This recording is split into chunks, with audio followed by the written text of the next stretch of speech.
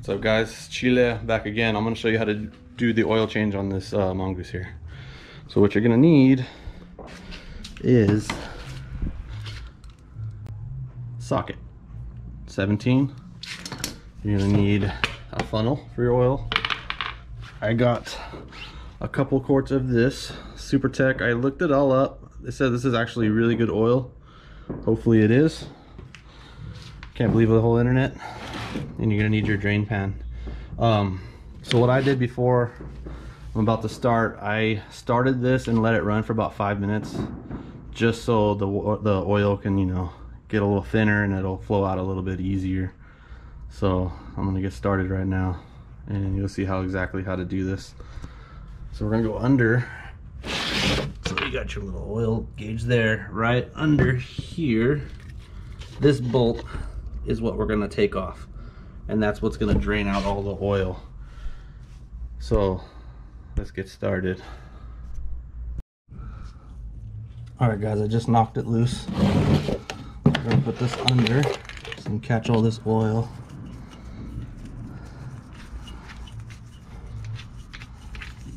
And there she blows.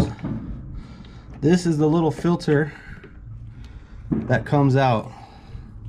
You don't have like a oil filter like on a car or like a Raptor. You just get this little mesh net.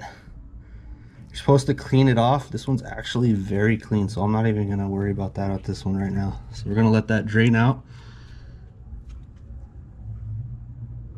And you can see it's going down. And then I'm gonna open this top part. Hopefully it allows it just to flow a little faster. Now we've got the air releasing out of it. So I just took out the top part, and we're just gonna wait for that to drain. And what I like to do every time I change any oil on anything, I always get a little bit extra, and I like to flow a little excess in there to get everything out before I put the new oil in. So right now, I'm gonna open this bad boy up, and I'm just gonna add a little bit in, just to get extra clean out of there. So there we go, it's coming out.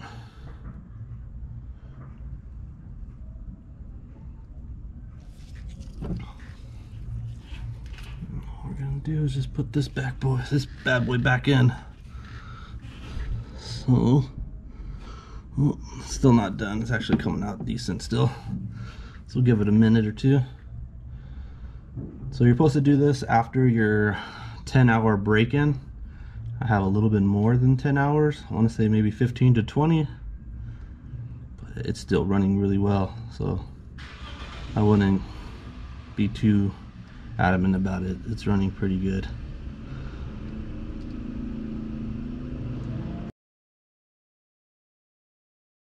Because I know that is all brand new oil flowing out. I'm gonna put this back in.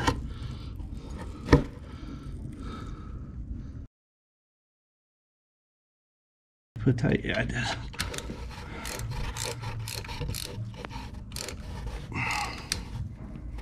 Alright, just put hand tight. I don't want to over tight and screw it up. I'm going to take these gloves off now because they're all full of oil. They serve their purpose. So now, what we're going to do is fill her back up with oil. Just open this up. And pour it in. We'll see how far it fills up in this little gauge here in a minute, and then we'll add as we need to. That's all it's to it, guys. You're just gonna drain it and fill it. After we're done filling it, we're gonna run it, and then we're done. All right guys, so I filled her up. I had to look online to see how much oil we put in. According to Google, 1.69 quarts, and that got me right to the full line, guys. Look at that, beautiful.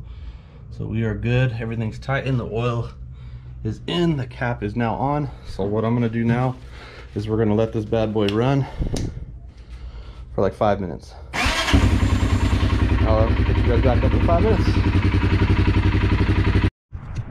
All right guys, just to recap of what you guys need. All oily. Ratchet, size 17. You're gonna need 2 quarts of oil, a funnel, and a drain pan, guys. So what made me want to do this on my own was I was calling around for prices on getting this thing, the oil changed, and they were saying $100 just to get the oil changed. It's ridiculous, guys. I went to Walmart, picked up 2 of these quarts, $10.